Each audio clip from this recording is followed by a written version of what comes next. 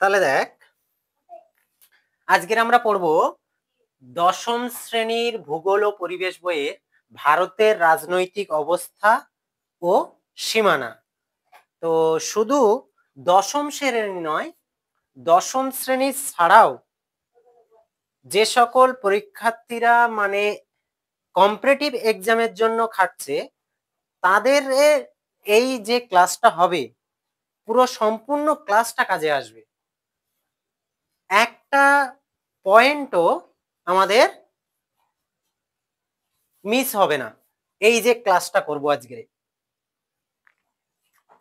তো সবার প্রথমে আমরা জেনে নেব যে আমাদের দেশের নাম যেহেতু ভারতবর্ষ, এই ভারতবর্ষ দেশের যে সংবিধান রয়েছে সেই সংবিধানে মূলত চারটি নামকেই স্বীকৃতি দেওয়া হয়েছে। একটা হচ্ছে ইন্ডিয়া, দ্বিতীয় হচ্ছে ভারত, তৃতীয় হলো ভারতবর্ষ, আর চতুর্থ হলো হিন্দুস্তান। তাহলে কি বললাম, এমনই একটা দেশ আমাদের এই ভারতবর্ষ যে ভারতবর্ষের মূলত চারটে নামকে স্বীকৃতি দেওয়া হয়েছে এবং প্রত্যেকটা নাম আমরা পরপর বললাম। এবার আমাদের ভারতবর্ষের রাজনৈতিক অবস্থা ও সীমানা সেটা আমরা তুলে ধরবো আজকের ক্লাসের মধ্যে দিয়ে। তো প্রথম দেখ, আমাদের ভারতবর্ষের রাজনৈতিক যে পরিবেশ সেটা আমরা পরে আলোচনা করব, কিন্তু আগে আলোচনা করব সীমানা। ঠিক আছে? তাহলে সীমানা, কোনো দেশের সীমানা নির্ণয় করতে হলে সবার আগে সেই দেশের অক্ষাংশ এবং দ্রাঘিমাংশ সেটা নির্ণয় করতে হয়। তাহলে আমাদের ভারতবর্ষের যে অক্ষাংশগত বিস্তার, সেই অক্ষাংশগত বিস্তারটা কত?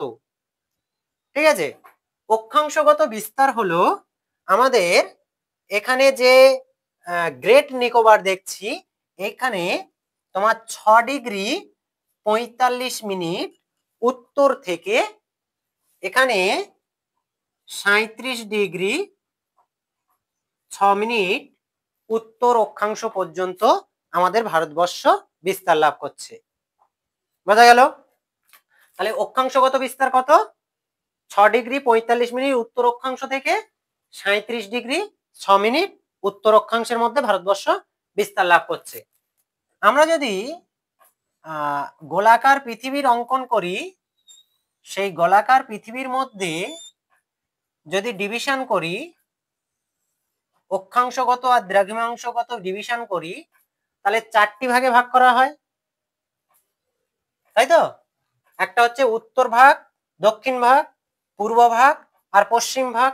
কিন্তু আমাদের ভারতবর্ষের অবস্থান ঠিক এরকম জায়গায়। ঠিক আছে, ভারতবর্ষের অবস্থানটা এরকম জায়গায়। তাই আমাদের ভারতবর্ষের অবস্থান কোথায়? উত্তর পূর্বে। তাহলে আমাদের পরীক্ষায় যদি প্রশ্ন আসে যে ভারতবর্ষের অবস্থানটা কোথায়, তাহলে ভারতবর্ষের অবস্থান হলো উত্তর পূর্বে। ওকে, তাহলে যেহেতু উত্তরে অবস্থিত তাই আমাদের অক্ষাংশগত শুরু হচ্ছে উত্তর দিয়ে 6°45' উত্তর দিয়ে, আর এখানে শেষ হচ্ছে কত? 37°6' উত্তর দিয়ে শেষ হচ্ছে অক্ষাংশগত বিস্তার। এবার আমরা আলোচনা করব দ্রাঘিমাংশগত বিস্তার। দ্রাঘিমাংশগত বিস্তার কত? আমাদের ভারতবর্ষ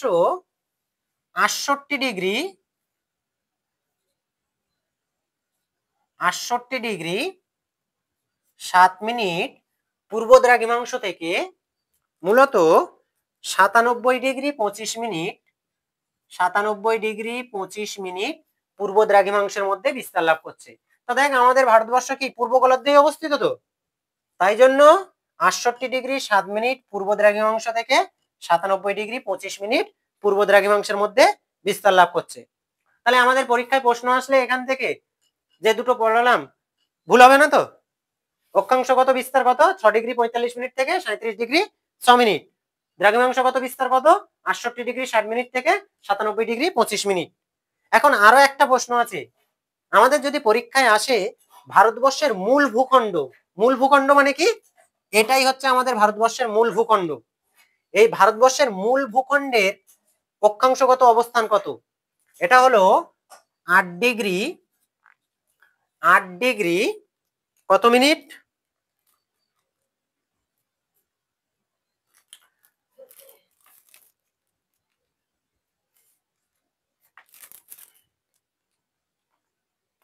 8 ডিগ্রি 4 মিনিট। বোঝা গেল? তাহলে ভারতবর্ষের মূল ভূখণ্ড অক্ষাংশগত বিস্তার কত? 8 ডিগ্রি 4 মিনিট থেকে 37 ডিগ্রি 6 মিনিট। এবার আমরা আলোচনা করব ভারতবর্ষের একেবারে উত্তরতম বিন্দুটির নাম কি? বিন্দু বা স্থান, ঠিক আছে? সেটা হলো আগে বলা হতো জম্মু কাশ্মীর, কিন্তু বর্তমানে তো ওটাকে দুটো ভাগে ভাগ করা হয়েছে। এখন লাদাখ আর উপরেরটা লাদাখ হয়েছে, নিচের অংশটা জম্মু কাশ্মীর হয়েছে। আগে পুরোটাই একসঙ্গে ছিল জম্মু কাশ্মীর। তাই আমরা এখন বলতে পারি যে ভারতবর্ষের উত্তরতম বিন্দুটির নাম হলো লাদাখের তোমার ইন্দিরা কল, ইন্দিরা কল। বোঝা গেল? তাহলে কি বললাম? ভারতবর্ষের উত্তরতম বিন্দুটির নাম হলো ইন্দিরা কল। এবার বল ভারতবর্ষের দক্ষিণতম বিন্দুটির নাম তাহলে কি হবে? ভারতবর্ষের দক্ষিণতম বিন্দুটির নাম হবে যে ইন্দিরা পয়েন্ট, ইন্দিরা পয়েন্ট। কি বললাম? ইন্দিরা পয়েন্ট। এখন এখানে প্রশ্ন আসে যে ভারতবর্ষের মূল ভূখণ্ডের দক্ষিণতম বিন্দুটির নাম কি? যদি মূল ভূখণ্ড বলে, ঠিক আছে, এটা কিন্তু আমাদের দ্বীপ অঞ্চল, ঠিক আছে? তাই মূল ভূখণ্ডের যদি দক্ষিণতম বিন্দুর নাম বলে সেটা হলো কন্যাকুমারী, কন্যাকুমারী। তাহলে ভারতবর্ষের মূল ভূখণ্ডের দক্ষিণতম বিন্দুটির নাম কত কি? কন্যাকুমারী। এবার যদি আমাদের পরীক্ষায় প্রশ্ন আসে ভারতবর্ষের পূর্বতম বিন্দুটির নাম কি বা পূর্বতম স্থানটির নাম কি? অরুণাচল প্রদেশের কিবুথু, কিবুথু। কি বললাম? অরুণাচল প্রদেশের কিবুথু। এবার পরীক্ষায় যদি প্রশ্ন আসে ভারতবর্ষের পশ্চিমতম বিন্দুটির নাম কি? পশ্চিমতম বিন্দুটির নাম হলো গুজরাটের গোয়ার মাতা, গোয়ার মাতা।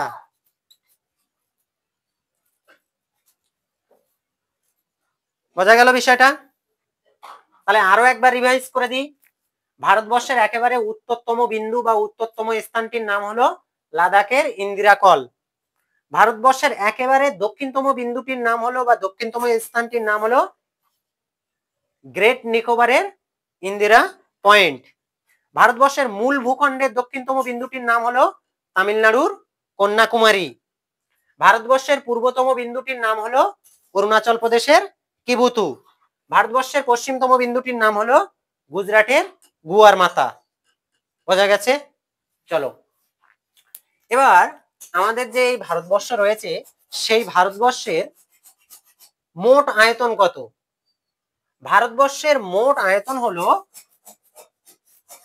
32,87,263 বর্গ কিমি। কি বললাম?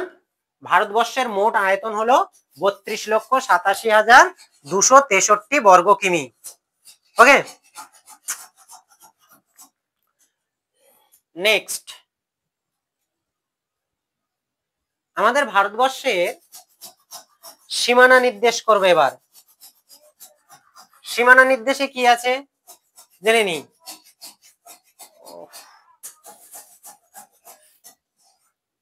সীমানা নির্দেশে যদি আমরা যাই তাহলে দেখব যে ভারতবর্ষের একেবারে এখান থেকে শুরু করছি আমরা। পূর্ব দিকে আছে বঙ্গোপসাগর। তাহলে কি আছে?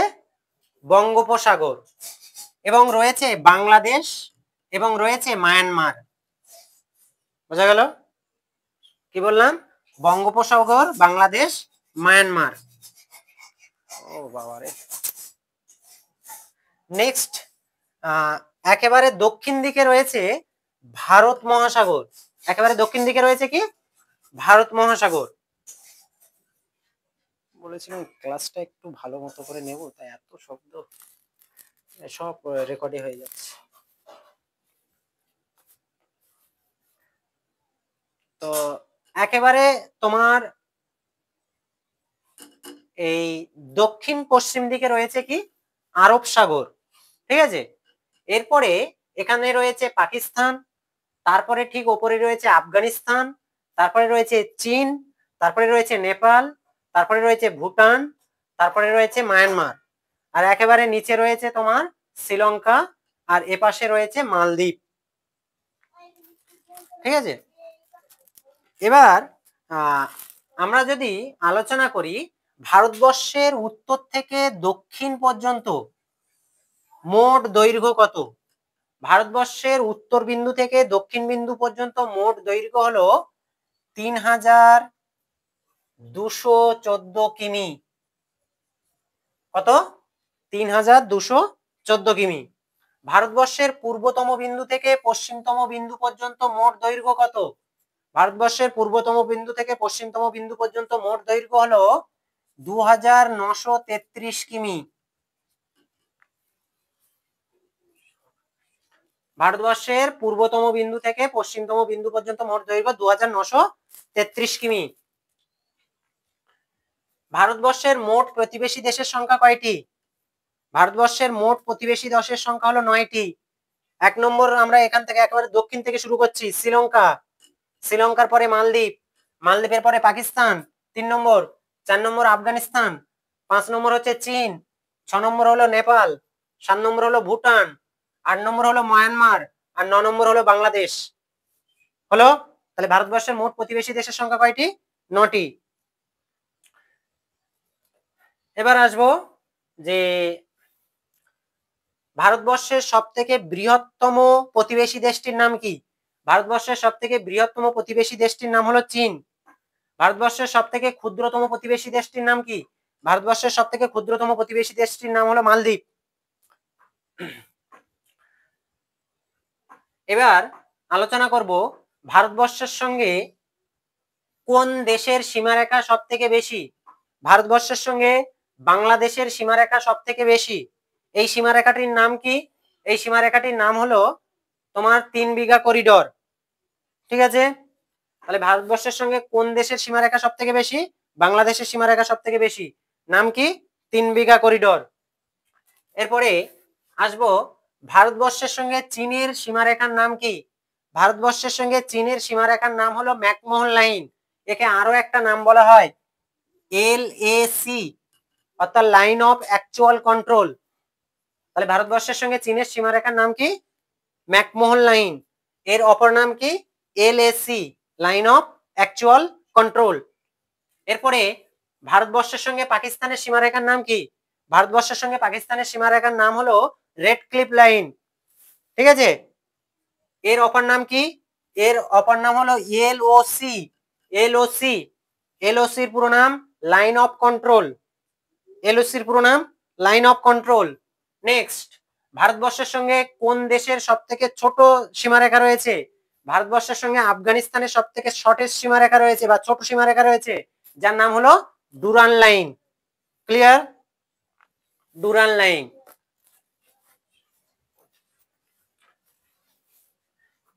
এবার আলোচনা করব যে আমাদের ভারতবর্ষের বেশ কিছু দ্বীপ রয়েছে, সেই দ্বীপগুলোর নাম কি কি? একটা হচ্ছে আন্দামান নিকোবর দ্বীপপুঞ্জ, আর একটা হচ্ছে লাক্ষা দ্বীপপুঞ্জ। লাক্ষা দ্বীপপুঞ্জ তিনটে ভাগ নিয়েই লাক্ষা দ্বীপপুঞ্জ গঠিত। একটা হচ্ছে আমনদ্বীপী, কাবারাত্রি আর মিনিকয়। এই তিনটেকে একত্রে বলা হয় লাক্ষাদ্বীপ। ঠিক আছে, এবার লাক্ষাদ্বীপের কেন্দ্রীয় শহরটির নাম হলো কাভারাত্রি। এবং কাভারাত্রি ও মিনিকয়ের মাঝখানে যে একটা চ্যানেল রয়েছে সেই চ্যানেলটাকে বলা হচ্ছে 9 ডিগ্রি চ্যানেল। তাহলে আমাদের পরীক্ষায় প্রশ্ন আসে 9 ডিগ্রি চ্যানেল কার কার মধ্যে বিরাজ করছে? কাভারাত্রি আর মিনিকয়ের মধ্যে 9 ডিগ্রি চ্যানেল বিরাজ করছে। নেক্সট প্রশ্ন আসে 8 ডিগ্রি চ্যানেল কার মধ্যে বিস্তার লাভ করছে? মিনিকয় ও মালদ্বীপের মধ্যে 8 ডিগ্রি চ্যানেল বিস্তার লাভ করছে। ক্লিয়ার? এবার আসবো আমাদের ঠিক পূর্ব দিকের অংশে, দক্ষিণ পূর্ব দিকের, যেটা হলো আন্দামান এবং নিকোবর দ্বীপপুঞ্জ। আন্দামান দ্বীপপুঞ্জকে মূলত 4টি খণ্ডে বিভক্ত করা হয়েছে। একটা হচ্ছে তোমার, প্রথমটা হলো নর্থ আন্দামান, এনএ লেখা আছে, এনএ বলে for north Andaman. Next middle Andaman, next south Andaman, আর লাস্ট হলো লিটল আন্দামান। এবং নিকোবর দ্বীপপুঞ্জকে মূলত 3টে ভাগে ভাগ করা হয়েছে। নিকোবর দ্বীপপুঞ্জের মধ্যে রয়েছে কার নিকোবর, সিএন কার নিকোবর, তারপরে LN, LN for Little Nicobar, তারপরে GN, GN for Great Nicobar. এবার দেখ, এই নর্থ আন্দামান, মিডল আন্দামান আর সাউথ আন্দামান, এই 3টেকে একত্রে বলা হয় কি? গ্রেট আন্দামান। বোঝা গেল? North Andaman, Middle Andaman, South Andaman 3টেকে একত্রে বলা হয় কি? গ্রেট আন্দামান। নেক্সট, এই সাউথ আন্দামান আর লিটল আন্দামানের মধ্যে একটা চ্যানেল প্যাসেজ রয়েছে, যে প্যাসেজটার নাম হলো ডানকান প্যাসেজ। কি বললাম? সাউথ আন্দামান এবং লিটল আন্দামানের মাঝখানে যে প্যাসেজটা রয়েছে সেটা হলো ডানকান প্যাসেজ। তারপরে লিটল আন্দামান এবং কার নিকোবরের মাঝখানে একটা চ্যানেল রয়েছে, সেই চ্যানেলটার নাম হলো 10 ডিগ্রি চ্যানেল। বোঝা গেছে?